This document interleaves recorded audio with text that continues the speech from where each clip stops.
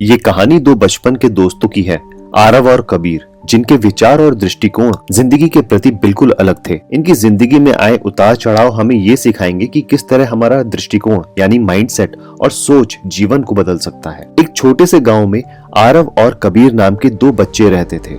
दोनों ही पढ़ाई में अच्छे थे, लेकिन उनकी सोच बिल्कुल विपरीत थी। आरव का मानना था कि इंसान की काबिलियत जन्म से तय होती है। अगर कोई गणित में अच्छा नहीं है तो वह कभी अच्छा नहीं हो सकता। कबीर का कहना था, अगर मेहनत और सीखने की इच्छा हो तो कुछ भी संभव है। एक बार स्कूल में एक कठिन गणित का सवाल आया। आरव ने कहा, ये मेरे बस का नहीं है, और छोड़ दिया।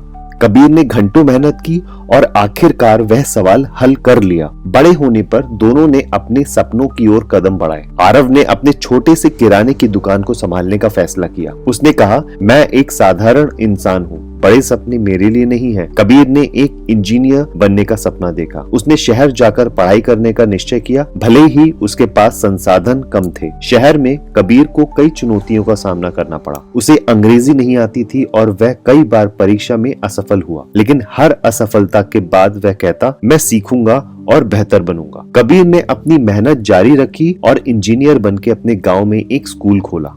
उसने गांव के बच्चों को सिखाया कि कड़ी मेहनत और सही सोच से सपने पूरे हो सकते हैं। दूसरी ओर आरव ने अपनी दुकान पर ही संतोष किया, लेकिन अंदर ही अंदर वह अपनी सीमाओं को लेकर निराश था। एक दिन कबीर ने आरव से कहा, दोस्त, तुम्हारी काबिलियत तुम्हारे सोचने के तरीके पर निर्भर करती है। अगर तुम सोचोगे कि तुम कुछ नहीं कर सकते तो तुम सही होगे, और अगर तुम सोचोगे कि तुम सब कुछ कर सकते हो तो भी तुम सही होगे। आरव ने पहली बार अपने जीवन के बारे में गहराई से सोचा। उसने अपनी दुकान को एक सुपरमार्केट में बदलने का सपना देखा। उसने मार्केटिंग और बिजनेस मैनेजमेंट सीखने के लिए ऑनलाइन कोर्सेज ज्वाइन किए। धीरे धीरे आरव ने महसूस किया कि उसकी सोच ही उसकी सबसे बड़ी बाधा थी। उसने अपने काम में सुधार किया और अपनी जिंदगी में सकारात्मक बदलाव लाए। कहानी के अंत में दोनों दोस्तों ने गांव में एक सेमिनार आयोजित किया, जिसमें उन्होंने बच्चों और युवाओं को ये सिखाया कि काबिलियत जन्म से तय नहीं होती, बल्कि मेहनत और प्रयास से विकसित होती है। असफलता